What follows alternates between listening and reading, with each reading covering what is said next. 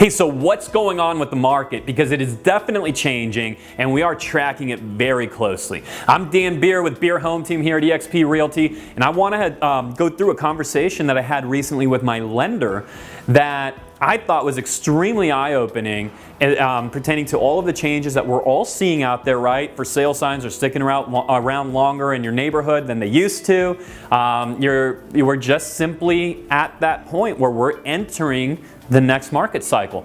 And pertaining to interest rates, you know, this I thought was extremely eye-opening, and especially for first-time home buyers, because see, traditionally step-up buyers, they, you know, in San Diego County especially, homes are expensive, and you know, there's always been an affordability issue. So step-up buyers, yes, we get close to that max potential often of what we're able to borrow, but we don't always get there. There's typically some cushion.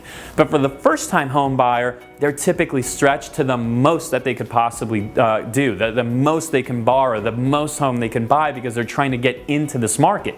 Okay, every one of us has gone through that when we were first-time home buyers.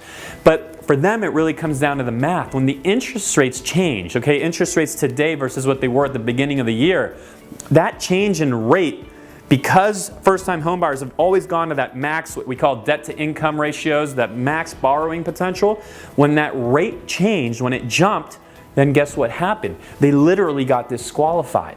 And we're seeing first-time home buyer product across the county being discounted right now at about a 6 to 9% clip, depending on the area, about that range, and depending on the property. Because it is simply math. They literally are disqualified from buying. And for them to re-qualify, prices would have to drop by about 6, 7, 8, 9% just for them to re-qualify based on, again, the pure math. That's also, by the way, one of the reasons that you're going to want to make sure that you're talking to a lender that can provide you with the best possible rate, because it's literally the difference between you getting into the home you want or not. Now, does that mean we should be buying right now? Here's my advice. I say this to everybody. I say this is not the time you want to buy at all if you are planning on selling in 2 or 3 years. You're not going to be happy selling in 2 or 3 years. Yet, curiously enough, I just recently sold, earlier this year, my own brother a home, and I bought an investment property. So why did we do that? The reason why is because we locked in an interest rate that's available to us right now that won't be available potentially, no one knows, but that we're making a bet will be a higher rate in the future. So it can literally, you know, that relationship between price and rate can literally be to the point where you might be buying for less money, but paying more on a monthly basis, depending on what the rate has done.